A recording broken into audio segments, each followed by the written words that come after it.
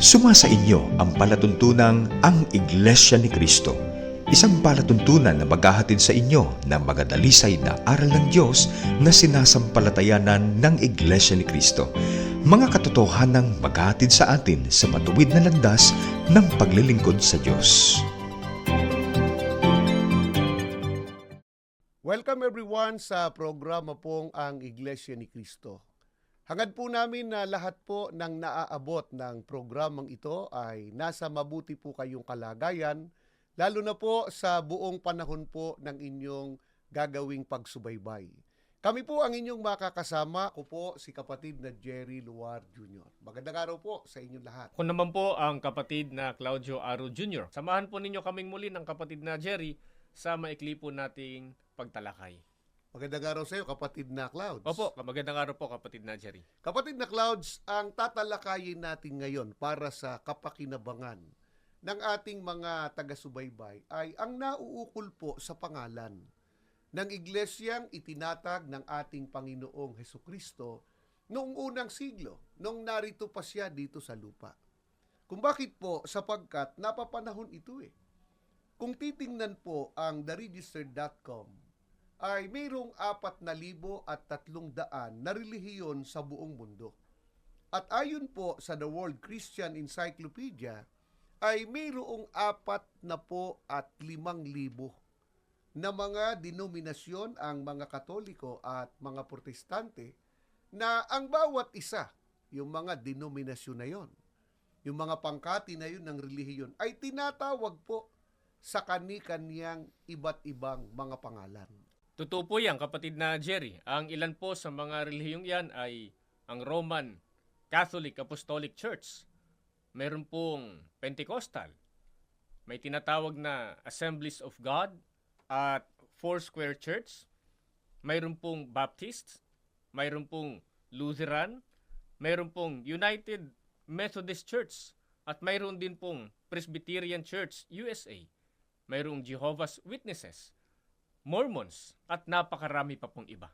Kapatid na Clouds, yayamang ang Iglesia ni Cristo na naglilingkod ngayon sa ating mga taga-subaybay. Itong iglesyang kinabibilangan po natin ay tanging ang Biblia ang saligan o batayan ng ating pananampalataya at paglilingkod sa Panginoon Diyos. Ayon sa pagtuturo ng banal na kasulatan o ng Biblia, alin ang relihiyon o iglesia na itinayo ng ating Panginoong Hesukristo? Basahin po natin dito po sa Mateo 16 at 18.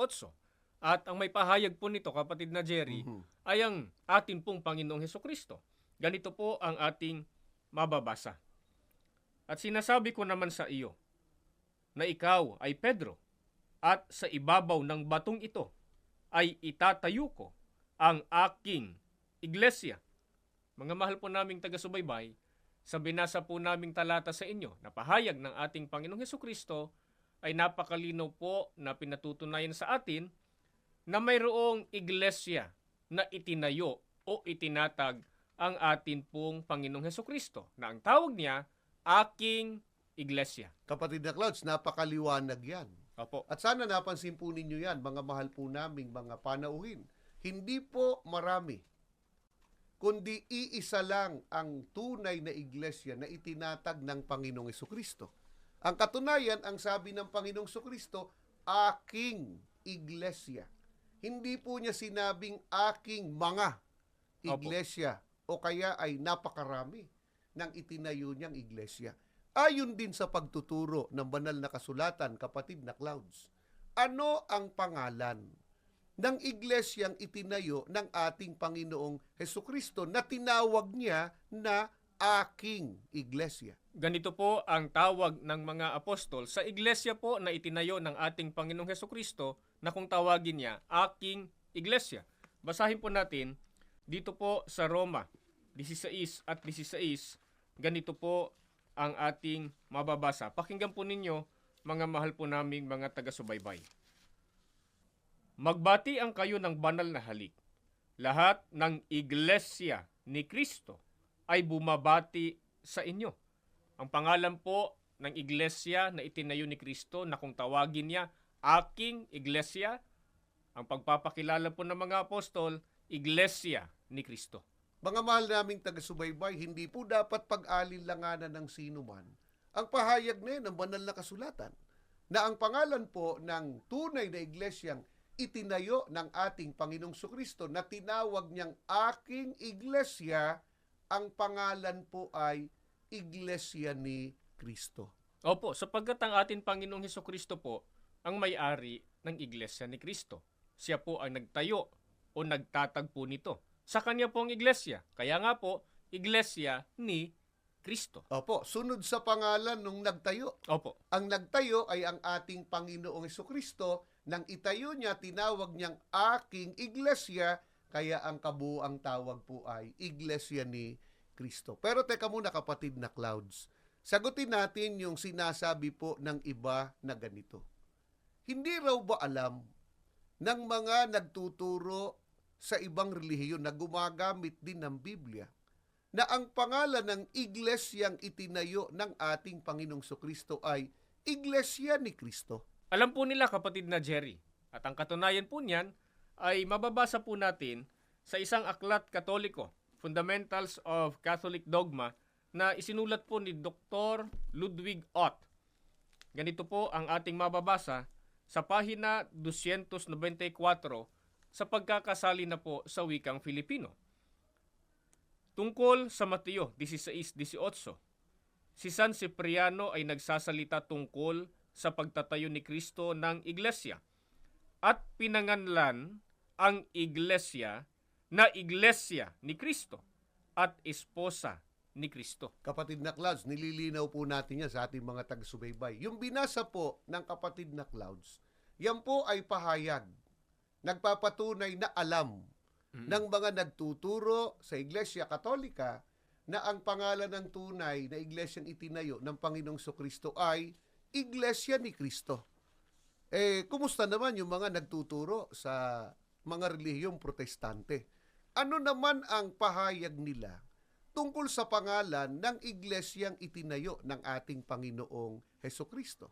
Ganito naman po ang pahayag ng mga protestante. Mababasa po natin sa kanila pong aklat, Knowing the Doctrines of the Bible, na isinulat po ni Meyer Perlman.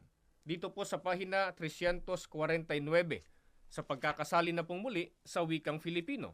Pakinggan po ninyo. Hinulaan ni Kristo ang pagtatatag ng bagong kongregasyon o iglesia, isang banal na institusyon na magpapatuloy ng kanyang gawain sa sanglibutan.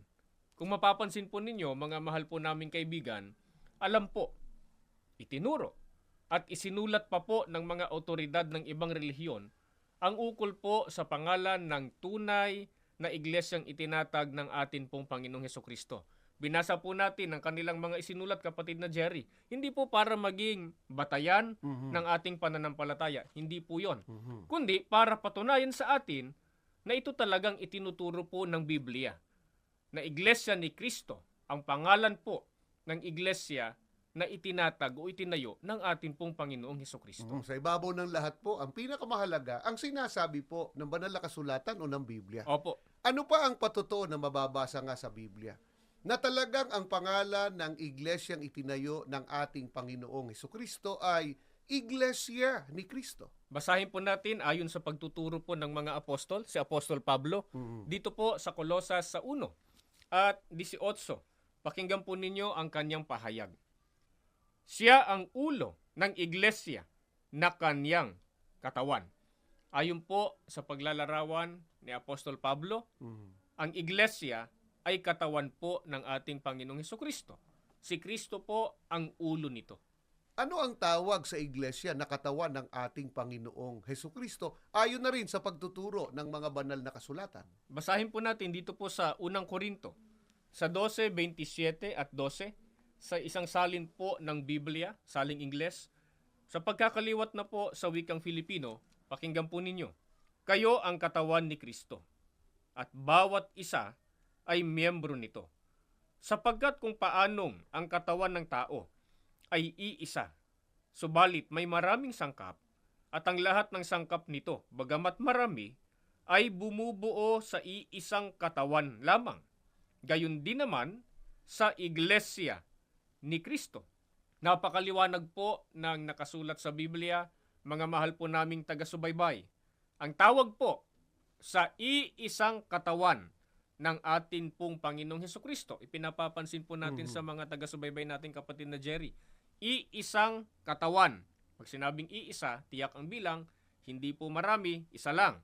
Ang iisang katawan ng ating Panginoong Hesukristo ay Iglesia ni Kristo. Mga mahal naming taga-subaybay, sana po nakatutulong sa inyo ang ginagawa po nating pagtalakay sa pagkakataong ito, lalo na po doon sa aming mga kababayan na baka napaniwala, kapatid na Clouds, ng maling Opo. pagtuturo na lahat naman ng relihiyon, lahat naman ng iglesia ay pare-parehong kay Kristo at pare-parehong sa Diyos. Hindi po. Pinag-aaralan po natin kahit napakarami ng mga nagpapakilala po ngayon na sila ay iglesia o relihiyon na dapat aniban, tanging iisa lamang po ang tunay na relihiyon. Tanging iisa lamang po ang tunay na iglesia. Ang iglesyang itinayo ng ating Panginoong Sukristo, tinawag po sunod sa kanyang pangalan, sapagkat katawan niya po ito, siya ang ulo nito. Ang pangalan po, ayon sa Biblia, Iglesia ni Kristo. Mamaya, kapatid na Clouds, ay sasagutin natin sa ating pagbabalik ang itinatanong at sinasabi po ng iba. Sinasabi ng iba ang ganito na, mayroon naman anya akong relihiyon na. May kinabibilangan na akong iglesia. Naglilingkod din kami sa Diyos at sa ating Panginoong Hesukristo. Lamang, hindi iglesia ni Kristo ito. Mahalaga pa ba na umalis ako rito sa relihiyong kong ito at lumipat at umanib ako diyan sa iglesia ni Kristo na itinuturo ninyo? Mga mahal naming taga-subaybay, mamaya po sa pagbabalik ng palatuntunang ang iglesia ni Kristo, yan po ang aming ipaglilingkod sa inyo. Samantala, magpapakilala lamang po muna ang ating himpilan. Nakikinig kayo sa Iglesia ni Cristo Radio, DZEM 954, ang tinig ng katotohanan.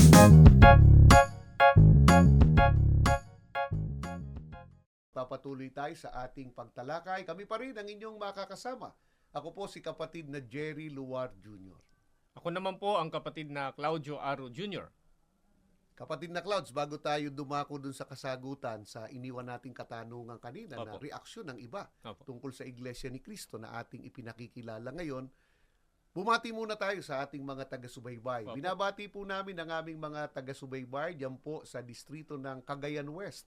Magandang araw po sa inyo lahat at maging dyan sa distrito po ng Lawag City, dyan po sa Ilocos Norte. At binabati rin po namin ang mga kapatid po namin at mga kababayan po dyan sa Bataan at sa Sambales. Kapatid na Clouds, puntahan na natin yung ating iniwang katanungan Opo. kanina. Reaksyon ng iba at itinatanong nila ang ganito. May iglesia na anya kami na kinabibilangan o may relihiyon na kaming kinabibilangan. Sa relihiyon namin, naglilingkod din kami at ipinatutungkol namin sa Diyos at sa ating Panginoong Hesukristo. Lamang, hindi ito iglesia ni Kristo. Mahalaga ba na umalis kami rito at umanib kami o pumasok sa iglesia ni Kristo na ipinakikilala raw natin? Napakahalaga po, kapatid na Jerry. Dahil ganito po ang itinuturo sa atin sa Gawa 2 at 47 sa King James Version. Basahin na po natin sa wikang Filipino. Na nangagpupuri sa Diyos at nangagtatamo ng paglingap ng buong bayan at idinagdag ng Panginoon sa iglesia araw-araw ang mga dapat maligtas. Mga kaibigan, mga mahal po naming taga-subaybay, sana po ay napansin po ninyo. Napakahalaga po na ang tao ay maging kaanib sa iglesia ni Kristo sapagkat dito po idinadagdag ng Diyos araw-araw, sabi ng Biblia, ang mga maliligtas. Kaya kung nais po ng sino man, kapatid na Jerry, na nagre-relihiyon, na ang pagre-relihiyon niya ay makarating siya sa kaligtasan o makatiyak ng kaligtasan, kailangan pong matiyak ng tao na ang relihiyong inaniban niya ay yun ang relihiyon na pinagdadalhan po ng Diyos ng mga maliligtas. At ang relihiyon po na yon ay ang Iglesia ni Kristo. Paano kung sa kabila ng katotohanan yan, kapatid na Clouds, ay ipilit pa rin talaga ng tao? Ayaw ko dyan sa Iglesia ni Cristo. Ayaw kong pumasok dyan sa loob ng Iglesia ni Cristo. Mayroon bang panganib na naghihintay sa mga tao na ayaw pumasok sa loob ng Iglesia ni Cristo? Gusto nila manatili sila sa labas ng iglesyang itinayo ng ating Panginoong Hesukristo. Ganito po ang sagot ng Biblia po dyan. Sa unang Korinto 5:12 hanggang 13, sa isang salin pa po ng Biblia, saling Ingles, babasahin na po natin sa wikang Filipino. Ganito po ang pahayag sa atin. Sapagkat wala akong pananagutang hatulan ang mga nasa labas ng Iglesia ni Cristo. Ang Diyos ang siyang hahatol sa mga nasa labas ng Iglesia.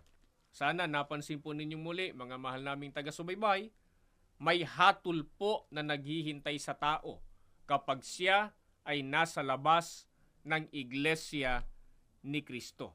Kaya sa mga taong ang nais manatili ay sa labas ng Iglesia, may hatol po ang Diyos sa kanila. So mga kapatid, nakaabang sa kanila ang isang napakalaking panganib o kapahamakan ng kaluluwa. Opo. Sapagkat sa marami na po nating pagtalakay, di ba mga mahal naming taga-subaybay, natalakay na po natin yan. Ang hatol po o parusa na tinutukoy para sa mga taong ayaw po sa loob, kundi ang nais ay nasa labas ng iglesia, yun po ang hatol o parusa doon po sa dagat-dagatang apoy pagdating po ng araw ng paghukom. Wala naman hong tao na nasa katinoan ng kaisipan. Nang nais niya ay siya'y mapahamak o maparusa. Hindi ba ang nais natin, mga mahal naming taga-subaybay, tayo po ay magtamo ng magandang kapalaran. Tayo wag mapahamak kasama ng ating pamilya. Tayo ay maligtas pagdating po ng araw ng paghukom. Subalit, ang magmamana po ng kaligtasan pagdating ng araw ng paghukom ay kung sino yung tinitiyak ng banal na kasulatan. Kapatid na Clouds, ay sa banal na kasulatan, sino nga ba ang mga magmamana ng kaligtasan o buhay na walang hanggan pagdating ng araw po ng paghukom? Ganito po ang pagtuturo pa sa atin ni Apostol Pablo sa Efeso sa 3 at 6, sa isang saling Ingles po ng Biblia. Ganito po ang ating mababasa sa pagkakaliwat na po sa wikang Filipino. Ang katotohanang nahayag na ngayon ay ito. Ang mga hintil ay maaaring maging kapwa mga tagapagmana ng Diyos na kasama ng Israel. Sila ay karapat-dapat na magkasama-sama sa iisang katawan, ang Iglesia ni Cristo. Silang lahat ay makatatanggap na ngayon ng mga pagpapalang ipinangangako ng Diyos sa dakilang balita tungkol kay Kristo.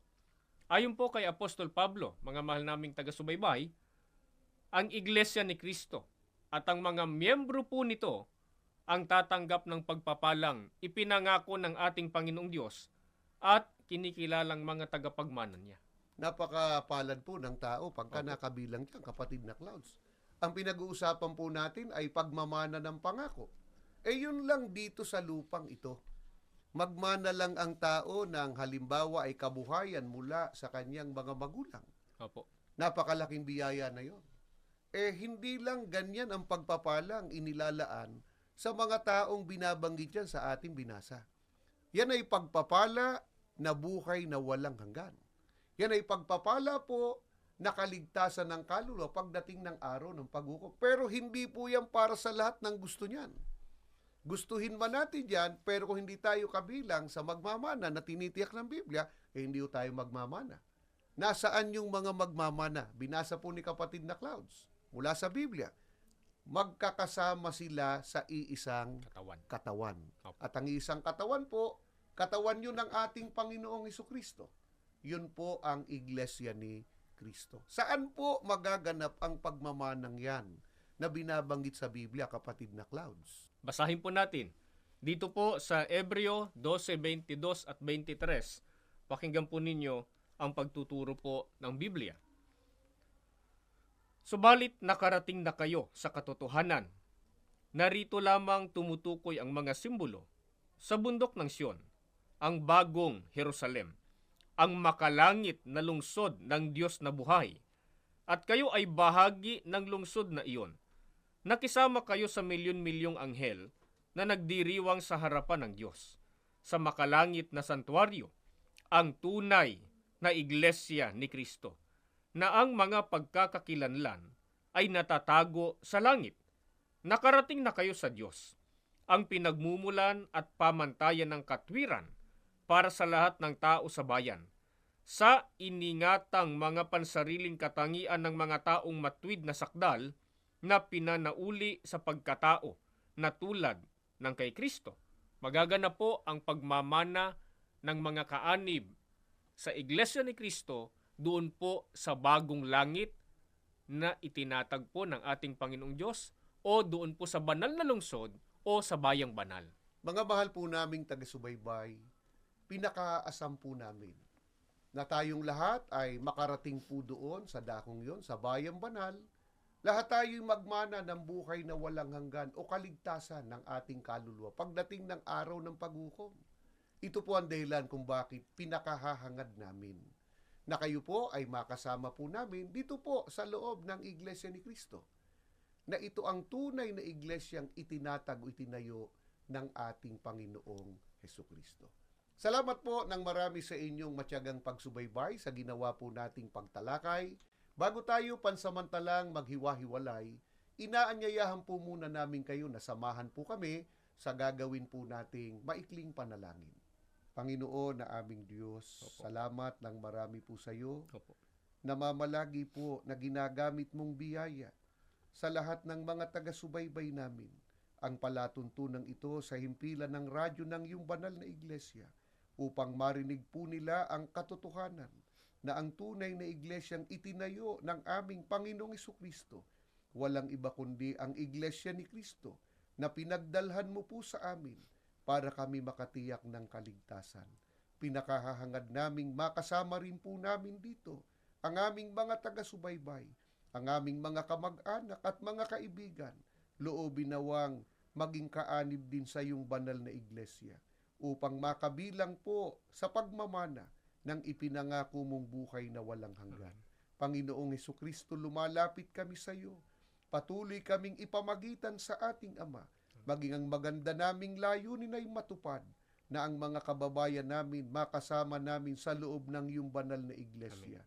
Ama, sa muling pagtawag namin sa iyo, higit sa amin idinadalangin namin ang para sa kapakanan ng namamahala, Opo. ang kapatid na Eduardo Manalo. Amen. Lagi mo po silang iingatan, Opo. maging ang kanilang sambahayan Amen. para sa kapakanan ng aming kaligtasan. Magalang na hinihiling po namin ang lahat Opo. sa pangalan po ng Panginoong Hesukristo. Amen. Amen. Kami po ay nagpapasalamat sa inyong pagsubaybay. Kung mayroon kayong katanungan, maaari po kayong mag-email sa amin sa dcem954@isaradio.org. Malugod din namin kayo inaanyayahan sa aming mga pagsamba at pagdudoktrina o magbasa ng mga lathalaing pasugo at subaybayan ang aming mga programa sa INC TV. Maaari rin po kayong makipag-ugnayan sa mga ministro at mga may tungkulin sa Iglesia ni Cristo sa pinakamalapit na lokal sa inyong pook.